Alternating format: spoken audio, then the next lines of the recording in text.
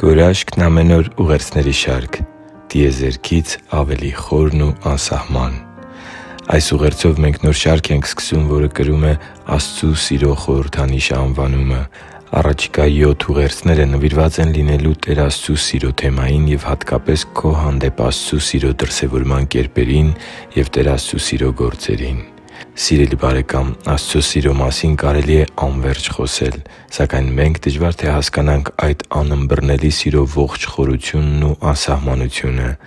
Աստծու սերը տիեզերքից ավելի խորն է ու անծայրածիր։ Թեև այն հնարավոր չէ մինչև վերջ ըմբռնել ու հասկանալ, դա չի նշանակում, որ մենք չենք կարող վերապրել Աստծու այդ անսահման սերը։ Քրիստոսի սերը հնարավոր է ճանաչել։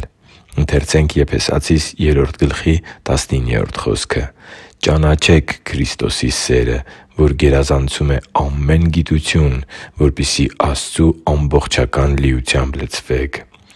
Աստծու համար թանկ ու սիրելի՛ զավակ, Քրիստոսի սերը գերազանցում է ամեն գիտություն։ Ինչպե՞ս կարող ենք ըմբռնել Աստծու մեծությունը և այդ մեծության մեջ Տեր Հիսուսի խոնարհությունը։ «Թող ձեր մեջ լինի այն խոհեմությունը, որ Քրիստոս Հիսուսի մեջ էր, որ Աստծու բնությունն ունենալով Աստծուն հավասար լինելը հափշտակություն չհամարեց, այլ Ինքն Իրեն ունայնացրեց և ծառայի կերպարանք առնելով, մարդկանց նման լինելով և կերպարանքով մարդու պես հայտնվելով, Ինքն Իրեն խոնարհեցրեց ու հնազանդ եղավ մինչև մահ, այն էլ՝ խաչի մահը» (Փիլիպպեցիս 2․5-8)։ Աստծո սիրո խորհրդանիշը խաչն է։ Աստծո սիրո խորությունը Քրիստոսի զոհն է՝ Նրա մեծությունն ու խոնարհությունը, Նրա հնազանդությունը և խաչի մահի հնազանդությունը։ Հենց այս սերն է տիեզերքից ավելի խորն ու անսահման։ Հենց այս սիրով է Աստված սիրում ինձ և քեզ։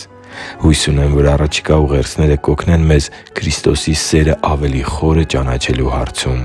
Հիշի՛ր, որ դու Աստծո հրաշքն ես, և Աստված սիրում է քեզ։ Շնորհակալ եմ, որ դու կա՛ս։ Սիրով և աղոթքով՝ Արման Մանուկյան։